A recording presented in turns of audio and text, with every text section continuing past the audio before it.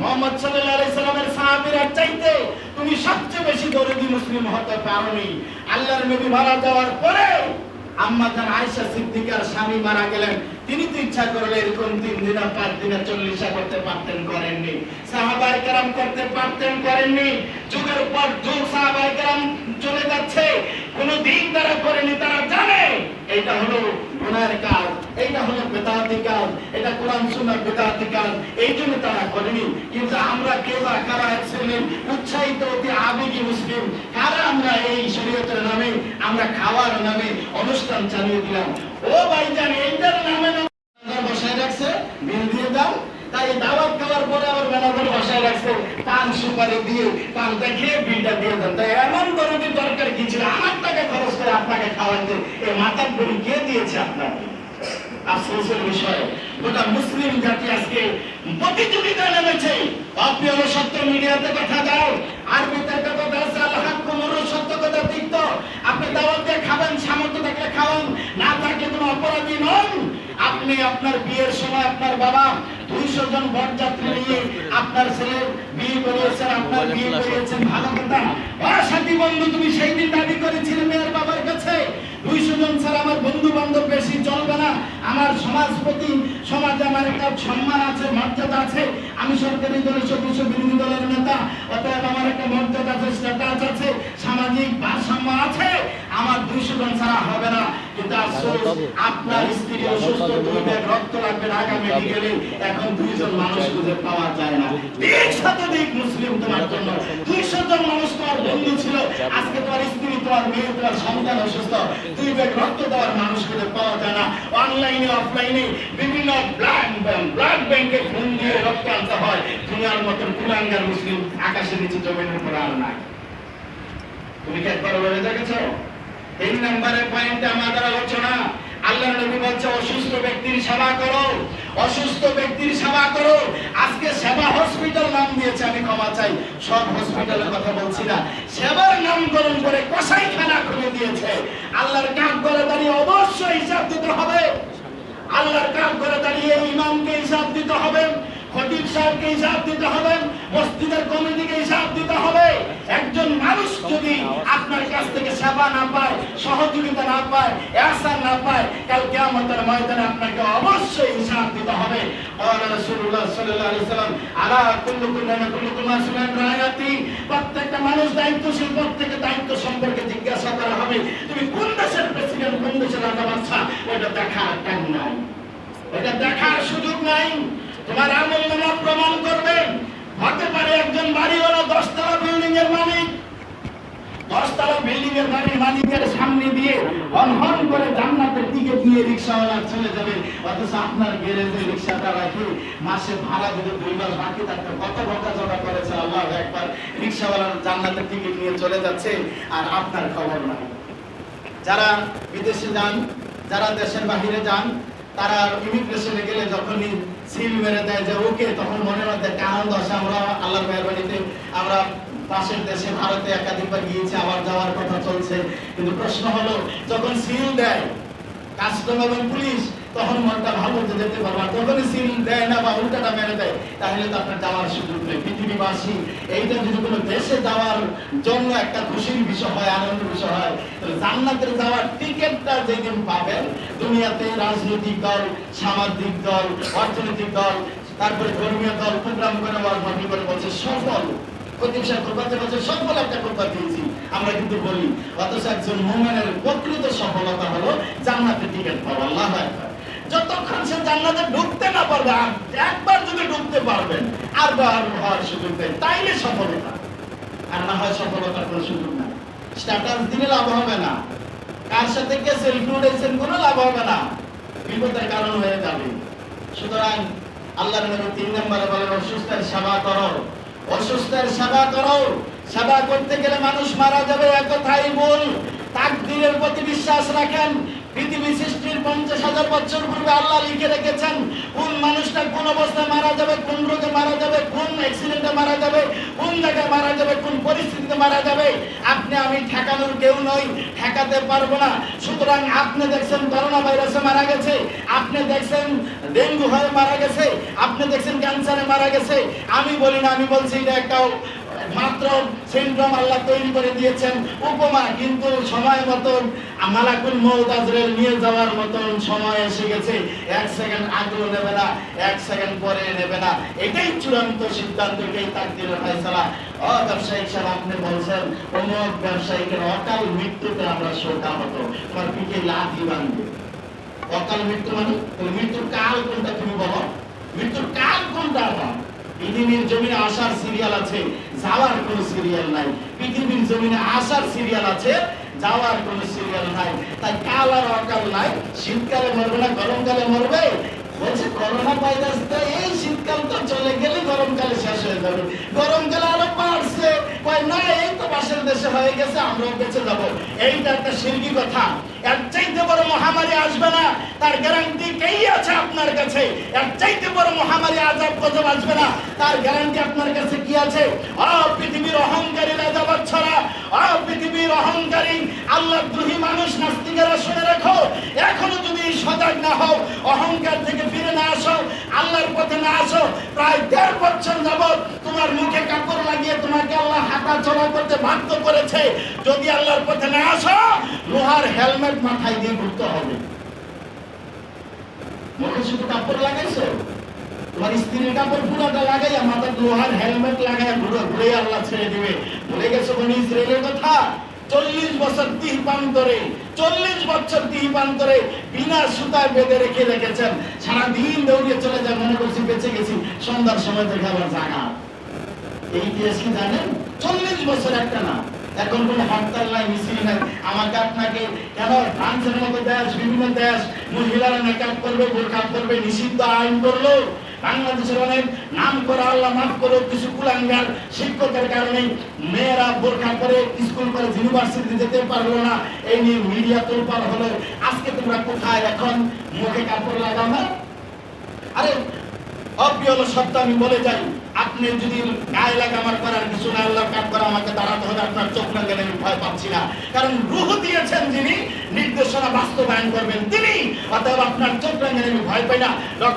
Doctor জাফরুল্লাহর মতন ব্যক্তিও বলেছে, রাসূলের স্ত্রীদেরকে মায়ের মা বলতে আমার আপত্তি আছে, তারপরে মুখে কাপড় লাগালে নাকি শারীরিক সায়েন্সগত সমস্যা আছে। আজকে সে ডাক্তারের মুখে আল্লাহ কাপড় লাগাই ছেড়ে দিয়েছে। দেখেন মিডিয়াতে লেকচার দিয়েছিলেন, বলছে যে মুখে কাপড় লাগিয়ে রাখা এটা শারীরিক ভাবে সমস্যা আছে, স্কিন সমস্যা। আল্লাহ কয় ঠিক আছে, আসতেছে আসতেছে, তোর মুখ লাগাই আমি ছাড়বো। তাসলিমা নাসরিন বোরখার বিরুদ্ধে কথা বলেছে, আল্লাহ ওর গায়ে বোরখা পরাইয়া ছাড়ছে। আল্লাহর সাথে টাকা বলি করলে আল্লাহ এমন বাঞ্চার জীব আপনারা ফলাইবে, আপনি কুল কিনারা খুঁজে পাবেন না। তাই করোনা রোগীর পাশে গেলে যদি মারা যায়, তো ডাক্তার, নার্স, সেবক, সেবিকা সব মারা যাওয়ার কথা। অসম্ভব, ইম্পসিবল, মারা যাবে না। কারণ আল্লাহর নবী বলছে, রোগীর সেবা করতে যাও, তাকদীরে যা আছে তা হবে, এর বাইরে তুমি যেতে পারবে না। জি হ্যাঁ, সেফটি ফার্স্ট।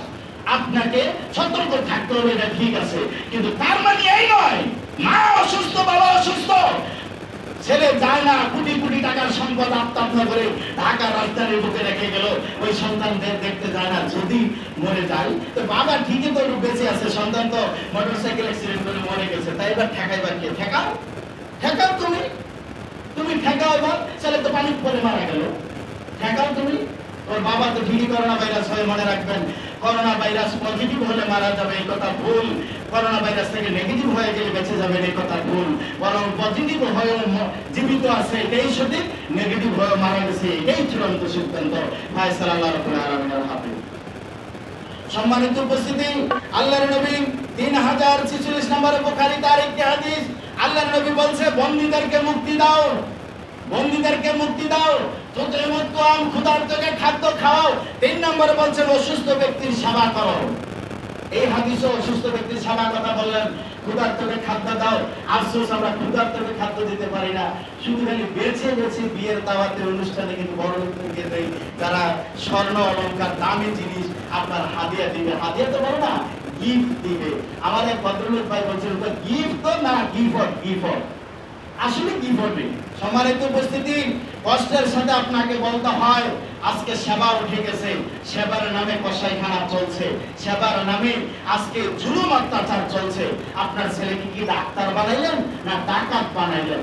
এক শ্রেণীর ডাকাত বানিয়েছেন। বাংলাদেশ সরকারকে অভিনন্দন জানাই, প্রত্যন্ত অঞ্চলের ক্লিনিক হাসপাতালগুলিতে ডাক্তার থাকার জন্য বাধ্য করলো, তারপরে অনেকে যায় না। এত মানুষ বেতনটা নিতে চায়, তার বোনাস নিতে চায়, সব সুযোগ সুবিধা নিতে চায়, বা গ্রামে যেতে চায় না। আর কি করবে? আপনাকে যদি ইমানি ভিতরে জজবা তৈরি না হয়, অনুভূতি তৈরি না হয়, পুলিশ আর্মি দিয়ে আপনাকে কাজে বাধ্য করতে কেউ পারবে না। সম্মানিত উপস্থিতি, সহিহ বুখারীর 1239 নম্বর একটা হাদিস উল্লেখযোগ্য। আন বারা ইবনে আযিব রাদিয়াল্লাহু আনহু قال امر النبي صلى الله عليه وسلم بالصبي ونهى عن صبي। বারা ইবনে আযিব রাদিয়াল্লাহু আনহু বলেন, আল্লাহর নবী আমাদেরকে 7টা জিনিসের নির্দেশ দিলেন আর 7টা জিনিস থেকে বিরত থাকতে নিষেধ করলেন। 7টা কাজ করার আদেশ করলেন আর 7টা কাজ করতে নিষেধ করলেন। সম্মানিত উপস্থিতি, মনোযোগের সহিত খুতবাটা শোনার চেষ্টা করুন। খুতবা শুনবেন, আমল করবেন, বাড়ি নিয়ে যাবেন, অনলাইনে মিডিয়ার মাধ্যমে যাদের কাছে পৌঁছে যাচ্ছে বক্তব্যটা পৌঁছে দেন মানুষের কাছে। আজকে সেবার নামে কি করা হচ্ছে? আল্লাহর নবী সাহাবী বারা ইবনে আযিব বলেন 7টা জিনিসের নির্দেশ দিয়েছে, তার 1 নম্বরটাই হলো তোমরা কোনো ব্যক্তি অসুস্থ মৃত্যুবরণ করলে তোমরা আমরা ব্যক্তি ভাইয়ের জানাজা অনুগমন করো। আল্লাহু আকবার। জানাজা হাজির হও। মা মারা গেছে জানাজা যায় না, বাবা মারা গেছে জানাজা যায় না। আপনি হলো সত্য কথা মুসলিম সাথী বন্ধু, আপনি ইউরোপে ছেলে পাঠিয়েছেন, চা স্টুলে বসে চা স্টুল গরম করেন, কলার লড়াতে কথা বলেন, আমার ছেলে ইউরোপে থাকে, মারা যাওয়ার পরে আপনার ছেলে আর কাছে পাওয়া যায় না, তাহলে আপনার আর কি পাওয়া জীবনে হলো বলেন তো? জীবনে 1000 বার ছেলেকে গোসল করিয়েছেন, জীবনে 1000 বার ছেলেটাকে পোশাক পরিয়েছেন, ছোট্টবেলায় ছেলেটাকে 1000 বার তার গায়ে পোশাক পরিয়েছেন, গোসল করিয়েছেন। জীবনে যেদিন মরে যাবেন ওই দিন যদি আপনার সন্তান আপনার গোসল দিতে না পারে, আপনার মতন বাবার মতো কুলাঙ্গার পৃথিবীর জমিনে আর নাই। আপনার সন্তানকে 1000 বার কাপড় পরিয়েছিলেন, দামি দামি কাপড় পরিয়েছিলেন, 3 টুকরা সাদা কাপড় যদি মরণের বেলায় পরাতে না পারে, তাহলে আপনার জীবন ব্যর্থ জীবন।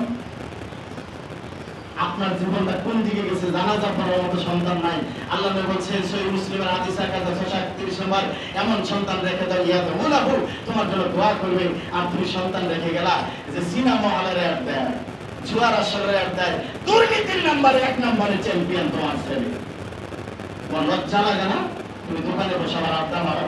আল্লাহর নবী বললেন 7টা নির্দেশের 1 নম্বরে জানাজা হাজির হও।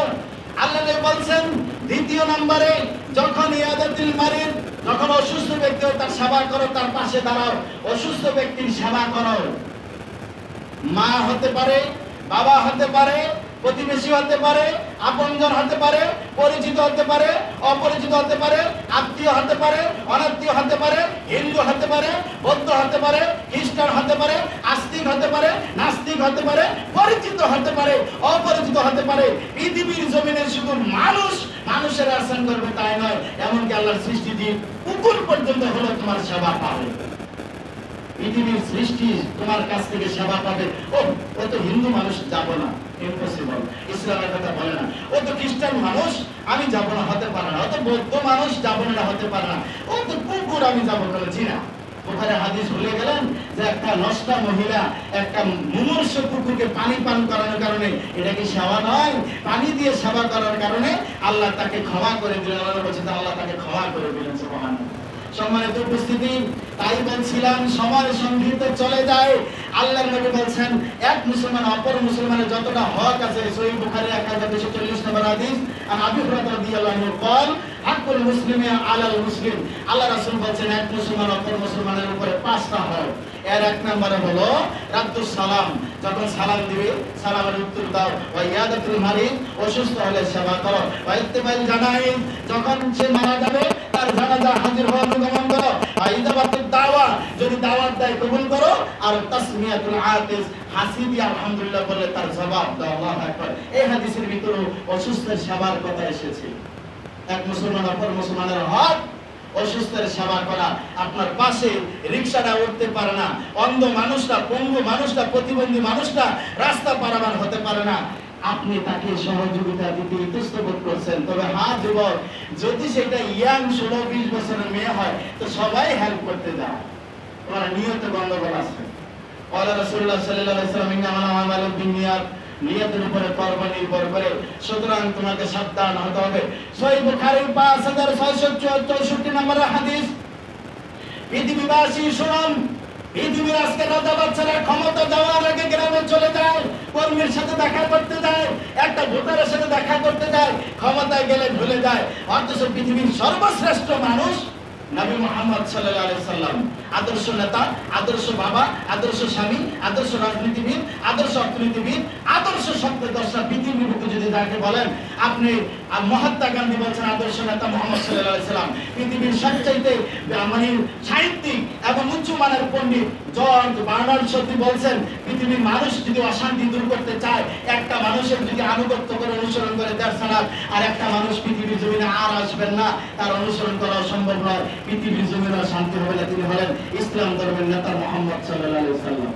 আল্লাহু আকবার। জর্জ বার্নার্ড শো, আপনারা অবাক হয়ে যাবেন, একজন খালি ছেলে মেয়েদের কি দিচ্ছেন, একটু জীবনী পড়ান, মন মানে ভিন্ন ধর্মাবলম্বী যারা ইসলামকে সাপোর্ট করে না এমন মনীষীরা মুহাম্মদ সাল্লাল্লাহু আলাইহি সাল্লামকে এত সুন্দর চমৎকার কথা বলেছেন। আল্লাহ হায়াতে বাঁচিয়ে রাখলে অন্যদিন বক্তব্য হবে যে মুহাম্মদ সাল্লাল্লাহু আলাইহি সাল্লাম সম্পর্কে তাদের মন্তব্য কি। আজকে আমার বক্তব্য কিন্তু রোগীর সেবা। তাই আল্লাহর নবী সাল্লাল্লাহু আলাইহি সাল্লাম কি করলেন? নেতা হয়ে বসে থাকলেন, পাতারু ঘরের ভিতরে বসে থাকেন নাকি কি করলেন? এবার বলছে জাবের রাদিয়াল্লাহু আনহু অসুস্থ। জাবের রাদিয়াল্লাহু আনহু কল জাবের রাদিয়াল্লাহু আনহু অসুস্থ, তিনি বলছেন জানি নবী সাল্লাল্লাহু আলাইহি সাল্লাম ইয়াউদুনি, আমি অসুস্থ হওয়ার পরে আল্লাহর নবী আমাকে দেখতে চলে আসলেন। আল্লাহু আকবার। কিভাবে আসলেন? লাইসা বিরাকিবি বাদলিন ওয়ালা বিজাউনিন, তিনি না গাদায় চলে আসলেন না ঘোড়ায় চলে আসলেন। কত তাত্ত্বিক হাদিসটার ভিতরে তাত্ত্বিকতা আছে, আপনাকে সহজে বুঝাইতে পারবো না, সময় তো পেলে তাড়াতাড়ি করছি। আল্লাহর নবী সাহাবী জাবের বলছেন তিনি না ঘোড়ায় চলে আসলেন না গাদায় চলে আসলেন, তার মানে পায়ে হেঁটে কষ্ট করে আসলেন। এই কথাটা প্রথম বলে পারতেন না, বুঝাই দিলেন যে পাঁচদানি গাড়ি নিয়ে তুমি দেখতে যাইবা ভোটারের আশায়।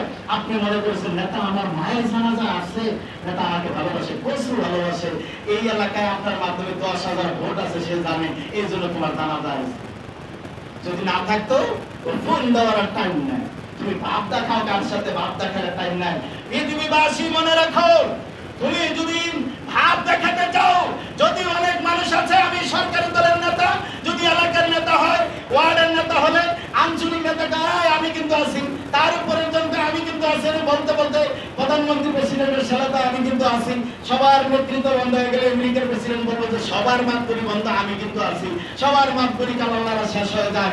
পৃথিবীবাসী একজন মানুষ যদি বলতে পারে আমি মুহাম্মদ সাল্লাল্লাহু আলাইহি সাল্লামের উম্মত, আমি আল্লাহর গোলাম, পৃথিবীবাসী মনে রাখো তোমার দাম জমিনে আছে, তোমার দাম আকাশে আছে, তোমার দাম জীবিত অবস্থা আছে, তোমার দাম মরে গেলে আছে, তোমার দাম জিনের কাছে আছে, তোমার দাম ফেরেশতার কাছে আছে, তোমার দাম কবরে আছে, তোমার দাম আল্লাহ রাব্বুল আলামিনের কাছে আছে। সেই জন্য আল্লাহ বলছেন, আল্লাহ জান্নাতীদেরকে তোমাদেরকে অর্থাৎ আমাদেরকে জান্নাতীতে বলবে সালামুন কাওলাম মির রাব্বির রহিম, তোমাদের প্রভুর পক্ষ থেকে তোমাদেরকে অভিনন্দন, শান্তি বর্ষিত সালাম। আল্লাহু আকবার। তোমার কালাল্লাহ তো ওইটা দরকার, তোমার তো মানে বলার মতন ভাব নেওয়ার সময় হবে, সেটা পানি না। সম্মানিত উপস্থিতি, তারপরে বলছে সহিহ বুখারী 1356 নম্বর হাদিস, শুনে অবাক হয়ে যাবেন। ওই যে বলছিলাম একজন ইহুদি মানুষ, খ্রিস্টান মানুষ অসুস্থ, আপনি কি করবেন? এবার দেখেন পৃথিবীর সর্বশ্রেষ্ঠ আদর্শিক নেতা, মানবতার বন্ধু, রাহমাতুল আলামিন নবী মুহাম্মদ রাসূলুল্লাহ সাল্লাল্লাহু আলাইহি সাল্লাম কি করলেন? তার একজন ইহুদি বালক ছিল, সেবা করত। এবার শুনলেন তিনি সাহাবীর কাছ থেকে যে ইহুদি বালকটা অসুস্থ, আল্লাহ নবী সঙ্গী সাথে নিয়ে চলে গেলেন ইহুদির বাড়িতে। আল্লাহু আকবার। ইহুদের বাড়িতে চলে গেলেন, গিয়ে ছেলের পাশে বসলেন, খোঁজ খবর নিলেন, মাথার কাছে হাতটা রেখে দোয়া করলেন আর বলেন তুমি ইসলাম গ্রহণ করো। আল্লাহু আকবার। দাওয়াত দিয়ে দিলেন ইসলাম গ্রহণ করো।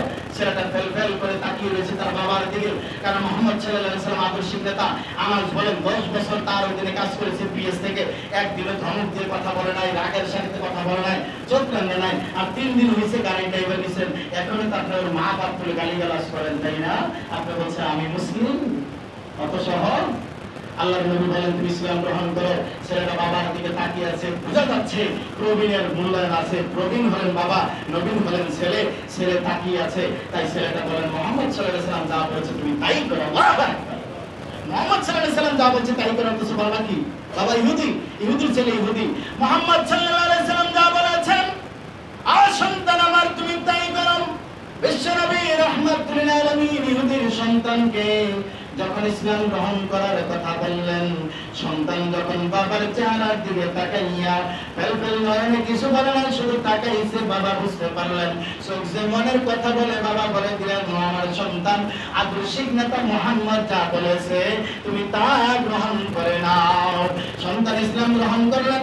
আল্লাহর নবী সাহাবীদেরকে নিয়ে ঘর থেকে বেরিয়ে বললেন আলহামদুলিল্লাহিল্লাযী আনকাযাহুন নার। ওয়া সত্তার কসম, ওই সত্তার প্রশংসা আদায় করি আল্লাহ রাব্বুল আলামিনের, যে আল্লাহ রাব্বুল আলামিন এই ইহুদির ছেলেটাকে জাহান্নামের আগুন থেকে বাঁচিয়ে দিলেন। সুবহানাল্লাহ।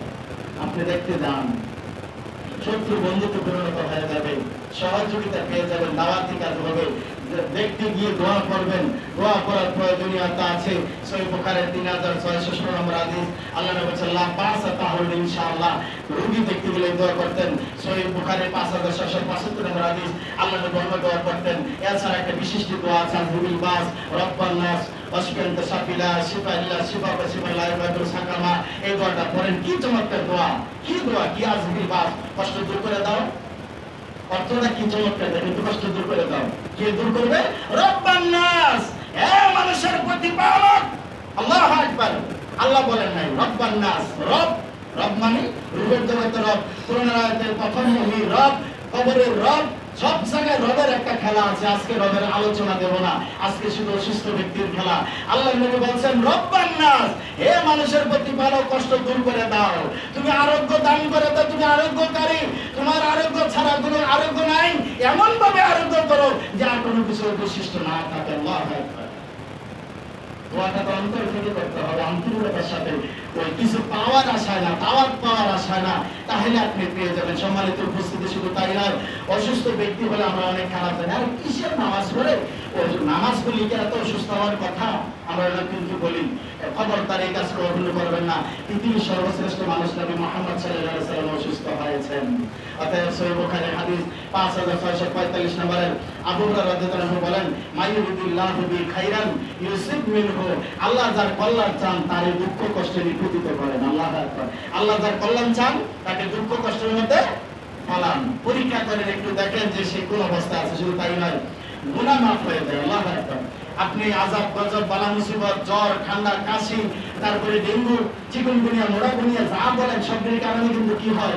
আপনার রোগ দূর হয় যদি আল্লাহর প্রতি ভরসা করেন, তাকদীর মেনে নেন। সহিহ বুখারী 5648 নম্বর হাদিস, আল্লাহ নবী বলেন আল্লাহ যদি কাউকে দুঃখ কষ্টে ফেলেন, ক্লেশ পেরেশানিতে ফেলেন, বিপদে ফেলেন, হামলা মামলা মোকদ্দমা অনেক কিছুতে ফেলেন, আল্লাহ তাকে বিপদ দূর করে দেন। এমনকি সে হাঁটতে চলতে যদি গায়ের মধ্যে কাঁটা ফুরে, পায়ে কাঁটা ফুরে, আল্লাহ বলছে এটার মাধ্যমে আল্লাহ তার গুনাহগুলি ঝরিয়ে দেন। যেমনি ভাবে একটা গাছের পাতা শুকিয়ে গেলে নাড়া দিলে বা বাতাসে পাতাগুলি ঝরঝর করে ঝরে যায়, আল্লাহ বলছে তার গায়ে থেকে গুনাহগুলি এমনিভাবে ঝরে যায়। সুবহানাল্লাহ ওয়া বিহামদিহি সুবহানাল্লাহ আযীম। জীবনে কি করলেন? যারা ডাক্তার হয়েছেন, নার্স হয়েছেন, তাদের জন্য তো একটা কল্যাণের সুযোগ আছে। হাদিসটা সামনে আসতেছে, আশা করি সেই সময়টুকু পাবেন ইনশাআল্লাহ।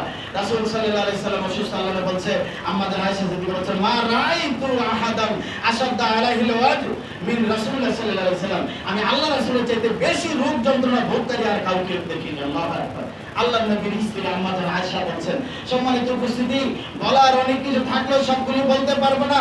অসুস্থ ব্যক্তিকে যদি দেখতে চান, অসুস্থ ব্যক্তির কাছে দাঁড়ান।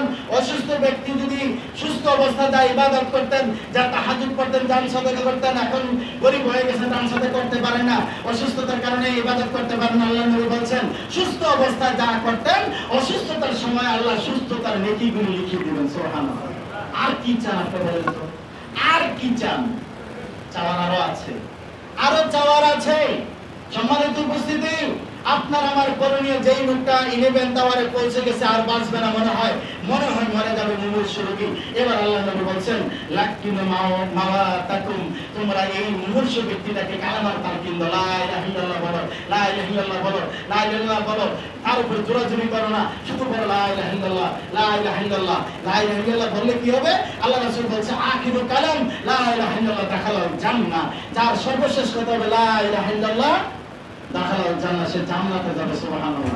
আফসোসের বিষয়, নেট খুলে দেখেন, এই সপ্তাহে নেটের বক্তব্য দেখে একজন নামদারি আলেম, নামদারি কুলাঙ্গার মুসলিম বলছে, ও দরবারি ভাই, মরণের সময় আমার ঢোলবাঁশি বাজাইও, কালেমা জিকিরের দরকার নাই। ও আমার দরবারি ভাই, মরণের সময় আমার বাবার ঢোলবাঁশি বাজাইও। আউযুবিল্লাহি মিনাশ শাইতানির রাজিম। দেখেন নেট খুলে বলছে ঢোলবাঁশি বাজাইলে হবে, কালেমা জিকির করতে বলছে। আল্লাহ নবী বলছে আখিরু কালামি লা ইলাহা ইল্লাল্লাহ দাখালাল জান্নাহ। শুধু তাই নয়, সহিহ মুসলিমের প্রথম খণ্ডে হাদিস 26 আল্লাহ রাসূল বলছে মান মাতা হুয়া ইয়ালামু আন্নাহু লা ইলাহা ইল্লাল্লাহ দাখালাল জান্নাহ। যেই ব্যক্তি এমন অবস্থায় মৃত্যুবরণ করবে সে জানতে লা ইলাহা ইল্লাল্লাহ দাখালাল জান্নাহ, সে জান্নাতে যাবে। সুবহানাল্লাহ। সম্মানিত উপস্থিতি, দুই তিনটা হাদিস না বললে নয়, কর্তৃপক্ষের কাছে অনুরোধ যাতে সমালোচনা না হয়। আপনি যে এই কাজগুলি করলেন, অনেকগুলি হাদিসের মধ্যে সবগুলি হাদিস বলতে পারলাম না, আর চমৎকার এই অসুস্থ ব্যক্তির সেবা সম্পর্কে আছে, তবে একটি হাদিস না বলে পারছি না।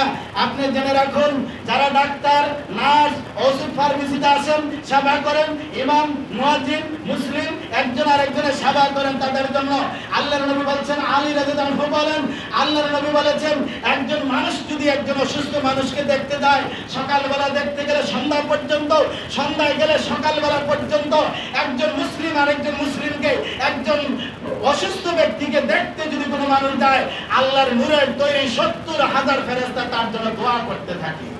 সুবহানাল্লাহ ওয়া বিহামদিহি সুবহানাল্লাহ আযীম। এবার কি মন চায় অসুস্থ মাকে একটু গ্রামে ফোন দিয়ে খবর নিতে?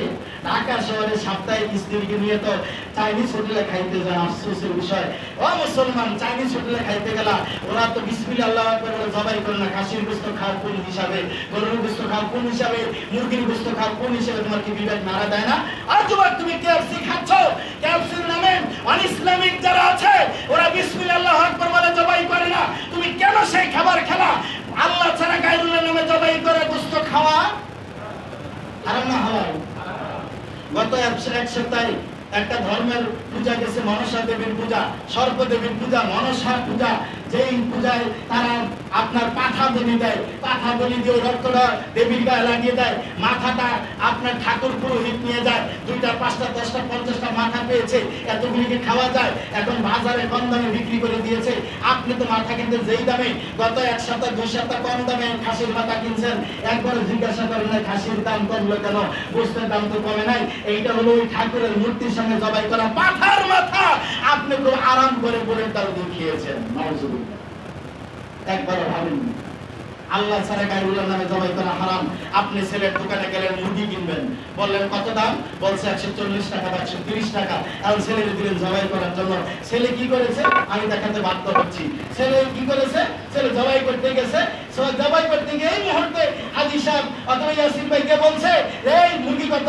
বলছে 140 টাকা নেন, নিয়ে যান। 140 টাকা নিয়ে যান। জবাই করছে কি বলে? আমি ভুল বলছি, আপনি দেখেন বাজার ঘুরে। ভুল হলে জাতির সামনে কথা বলার দরকার নেই। এখানে শেষ। আমি ডক্টর শফিক আর কিছু বলার দরকার নেই। 140 বলে জবাই করে দিচ্ছে, খাওয়া হালাল না হারাম? তা আপনি যে খাচ্ছেন বড় আরাম করে, বড় আরাম করে যে খাইলেন, ঈমান আছে? আপনার ঈমানের জন্য আল্লাহ রাসূল বলেছে ইবাদত কবুল আর পূর্বশত হালাল রিজিক ভক্ষণ করা। আপনি কি খাচ্ছেন? কেএফসি খাচ্ছেন, বার্গার খাচ্ছেন, ওইখানে যে বিভিন্ন দেশের মুরগিগুলি জীবিত মুরগি না মরা মুরগি, হেয়ার তো খবর নাই। আর যেই ছেলে জবাই করলো, এটা হিন্দু ছেলে না মুসলিম ছেলে, তারও তো খবর নেন নাই। আর অধিকাংশ ওলামায়ে একমত, যেই মুসলিম ছেলে নামাজ পড়ে না, ওইটা জবাই খাওয়া হালাল না। তা আপনি কার জবাই খাচ্ছেন বলেন তো? ভিতরে অনুভূতি জাগে, তাহাজ্জুদে একদিনের বিষয় নাই, কিন্তু বাজারের এই হিন্দু বা বৌদ্ধ খ্রিস্টান অমুসলিম ছেলে জবাই করার গরুর গোশত খান। আফসোস, 40 বছর রুবালত কোন দিকে গেল ডক্টর শফিক সাহেব? আমি দুঃখিত, আমি দুর্ভাগ্য, আমি আপনাকে বোঝাতে পারি না। আমি কি করব? আমি তো একজন দুভাষী, রাসূলের হাদিসগুলি আমি ট্রান্সলেট করি, আমি নতুন করে কিছু বলতে আসি নাই। সম্মানিত উপস্থিতি, আল্লাহর নবী বলছেন, সকালবেলা কোনো ব্যক্তি যদি দেখতে যায়, সন্ধ্যা পর্যন্ত 70,000 ফেরেশতা দোয়া করে, সন্ধ্যা গেলে সকাল পর্যন্ত ডাক্তার সাহেব আপনি নেকি পেতেন, নার্স সেবক সেবিকা দোয়া পেতেন, কিন্তু পান না কেন? ওই যে ল্যাবরেটরির পার্সেন্টেজ, তারপরে ডাক্তারের পার্সেন্টেজ, ওষুধ কোম্পানির পার্সেন্টেজ, তারপরে ওই যে আপনার ডায়াগনোসিস সেন্টারের পার্সেন্টেজ, রিক্সাওয়ালার পার্সেন্টেজ, জায়গায় জায়গায় খাইতে খাইতে আপনার নেকি থেকে আপনি বঞ্চিত, নেকি থেকে বঞ্চিত। আল্লাহ অবশ্যই আপনাকে ধরবেন। আর আপনি জীবনে কত ইনজেকশন মারছেন, বেরাস্তারা যে কত বড় ইনজেকশন দাঁড়িয়ে দিচ্ছে আপনার জন্য, আপনি শুধু যান না ওই জায়গায়। কত টাকা কি করছেন জীবনে, এখনো সময় আছে, ফিরে আসেন, না হলে অবস্থা খারাপ হবে। অধিকাংশ মানুষ দেখেছেন করোনা ভাইরাসে ধনী মানুষ অধিকাংশ দায়িত্বশীল মানুষকে ধরেছে। পৃথিবীবাসী, রিক্সাওয়ালা, ভ্যান চালক, মসজিদের ইমাম উল্লেখযোগ্যভাবে মারা জানেন, হয়তো দুই একজন হতে পারে, ব্যতিক্রম কখনো উদাহরণ হয় না। পৃথিবীবাসী বলে জানান আল্লাহর নবী বলেন, সহিহ মুসলিমের হাদিস, কাল কিয়ামতের ময়দানে মুসিবতের দিনে যখন মানুষ পানি পানি বলে চিৎকার করবে, মানুষ যখন সাহায্যের জন্য হাহাকার করবে, নবী রাসূল যখন ইয়া রাব্বি ইয়া রাব্বি বলে দৌড়াবে, সেই সময় আল্লাহ রাব্বুল আলামিন আদম সন্তানদেরকে ডাক দিয়ে বলবেন, ইয়া বনি আদম, হে আদম সন্তানেরা, আমি তো অসুস্থ ছিলাম, যদি তোমরা সেই দিন আমাকে সেবা করতে, তাহলে তো আমি আল্লাহকে তোমরা আজকে আমার কাছে তোমাদের কাছে পেতে। এটা কি সম্ভব? আমরা সবাই বলবো রব্বুল আলামিন তুমি তো পারলে আল্লাহ রব, এটা কি করে সম্ভব? তুমি কখনো অসুস্থ হলে তুমি তো আমাদের সৃষ্টিকর্তা, আবার তোমাকে সেবাও করবো? আল্লাহ রাব্বুল আলামিন বলেন, আল্লাহর নবী বলেন, পৃথিবীবাসী শোনো, আল্লাহ রাব্বুল আলামিন যখন ডেকে বলবেন, আদম সন্তান আমি অসুস্থ ছিলাম, আমার তুমি সেবা করতে, আজকের বিপদের দিনে আমিও তোমাদের সেবা করতাম। আল্লাহর নবীর প্রশ্নের এমন জবাবে আল্লাহ রাব্বুল আলামিন এমন প্রশ্নের জবাবে মানুষেরা বলবে, আর রাব্বুল আলামিন আপনি জাহান সবার প্রতিপালক, সৃষ্টিকর্তা, আপনি পালনেওয়ালা রব, আপনাকে কিভাবে সেবা করি? আপনি কখনো সুস্থ হন না, সম্ভব নয়। আল্লাহ রাব্বুল আলামিন ডেকে বলবেন, আদম সন্তান আমার বান্দা অসুস্থ হয়েছিল, যদি তুমি দেখতে চাইতে, সেবা করতে, তাহলে আমি আল্লাহ রাব্বুল আলামিন আজকে তোমাদের পাশে আমাকে পাইতে। এবার আল্লাহ রাব্বুল আলামিন আবার ডাক দিয়ে বলবেন, ও বান্দা আদম সন্তান, আমি পানি চেয়েছিলাম তোমার কাছে, পানি চেয়েছিলাম, যদি আমাকে পানি পান করাইতাম, আজকের বিপদের দিনে আমি আল্লাহকে তোমার পাশে পাইতাম। আদম সন্তানরা বলবে, রব্বুল আলামিন এটা কি করে সম্ভব? তুমি তো সৃষ্টিকর্তা, পালনেওয়ালা রব, আপনি কখন আমাদের কাছে পানি চাইলেন? এটা সম্ভব নয়। আল্লাহ বলবেন, বান্দারে তোমার কাছে কত প্রতিবেশী পানি চাইলো, যত এই মানুষটাকে, ওই প্রাণীটাকে পানি খাওয়াইতা, আজকের বিপদের সময় আমাকে তোমার পাশে পাইতা। আল্লাহর নবী বলেন, আল্লাহ রাব্বুল আলামিন আরেকটা ডাক দিয়ে বলবেন, আদম সন্তান আমি তোমার কাছে খাদ্য চেয়েছিলাম, কত কাতর হয়েছিলাম, ধনী মানুষের বাড়ির সামনে খাদ্যের জন্য কত নবী মানুষ হাত পাতেছিল, উদয় কাতরিয়েছিল, কত সাহায্য চেয়েছিল। আল্লাহ রাব্বুল আলামিনের প্রশ্নের জবাবে আদম সন্তানেরা বলবে, রব্বুল আলামিন আপনি পালনেওয়ালা রব, রব্বুল আলামিন এটা কি করে সম্ভব? আপনি কুদরত, আপনাকে খাদ্য দেব এটা হয় না। আল্লাহ বলবেন, তোমার সামনে দুনিয়াতে কত বান্দা গিয়েছিল, ওই বান্দাকে যদি খাদ্য দিতে, আজকের বিপদের দিনে তোমার পাশে আমাকে পাইতে। সুবহানাল্লাহ। সম্মানিত উপস্থিতি, বলার আরো কিছু থাকলেও সময় বলছে আর বলা যাবে না, তাই মসজিদের একটা সাইনবোর্ড লাগানো আছে, বলছে আল্লাহ রাসূল বলেছেন, মাম্মারা লিল্লাহি মসজিদান বানাল্লাহু লাহু বাইতান ফিল জান্নাহ, যেই ব্যক্তি আল্লাহর জন্য দুনিয়াতে ঘর বানাবে, আল্লাহ তার জন্য জান্নাতে ঘর বানাবে। সুবহানাল্লাহ। কত নামাজের পরে চেষ্টা করবো 2-5 মিনিট একটা লাইভ দিতে, আজকে আর কথা বাড়াচ্ছি না। মসজিদের জন্য মন মানসিকতা তৈরি করেন। পরিশেষে আপনাকে এই কথাই বলছি, আপনি সেবা করার মন মানসিকতা তৈরি করেন। যেই স্ত্রী আপনার মাকে সেবা করবে না, বাবাকে সেবা করবে না, আপনার তো মন চায় তালাক দিতে, ইম্পসিবল। জেনে রাখুন, কথাটা রেকর্ড হয়, মনে রাখবেন। আপনার স্ত্রী আপনার মাকে বাবাকে সেবা করতে বাধ্য নয়, আপনার স্ত্রী আপনার মাকে বাবাকে সেবা করতে বাধ্য নয়, আপনার স্ত্রী আপনার মাকে বাবাকে সেবা করতে বাধ্য নয়, বরং আপনার মাকে বাবাকে সেবা করতে আপনি বাধ্য, আপনি বাধ্য, আপনি বাধ্য। মসজিদের জন্য মাশাআল্লাহ আপনি বাধ্য। আল্লাহুম্মা সাল্লি আলাইহি ওয়া বারিক আলাইহি।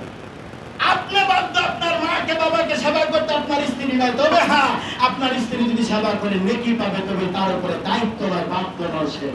আমরা অনেকেই জানি, কিন্তু স্ত্রী ছেলের বউ বাধ্য। জি না, আপনার ছেলে বাধ্য, এনে হাও সেবা করতে হবে। কিন্তু ওই বাবার জন্য দিক আজকের খুতবার শেষ কথা, ওই কুলাঙ্গার বাবাকে আমি মুসলিম বলে দাবি করতে চাই না, তাকে পরিচয় দিতে চাই না। যেই বাবা তাহাজ্জুদ পড়ে যায় নামাজে বসে চোখের পানি ছেড়ে দিয়ে আল্লাহর কাছে দোয়া করতেছে, আল্লাহ আমার ছেলেটাকে ডাক্তার বানাও, আমার ছেলেকে এমপি বানাও, আমার ছেলেকে মন্ত্রী বানাও, আমার ছেলেকে আলেম ওলামা খতিব বানাও, আমার ছেলেকে বড়লোক বানাও। অথচ এই বাবাটা তার ছেলের জন্য দোয়া করছে, অথচ ওই বাবার বাবাটা বাড়িতে অসহায় নিঃস্ব হয়ে না খেয়ে মৃত্যুর সাথে নড়াচড়া করতেছে আর কুটাইতেছে, কাঁদতেছে। ওই বাবার দোয়া কখনই আল্লাহর দরবারে যাবে না, যাবে না, যাবে না। কথা হলো বুঝাইতে পারেন। আপনি বাবা হইয়া সন্তানের জন্য দোয়া করতেছেন ভালোর জন্য, আর আপনি সন্তানই আপনার বাবার খোঁজ নেন না। ওই বাবার কথা বলছি, আপনার 2 পয়সা দাম নাই তাহাজ্জুদের। আল্লাহ নবী বলেন, তোমার বাবা মা জান্নাত, তোমার বাবা মা জাহান্নাম।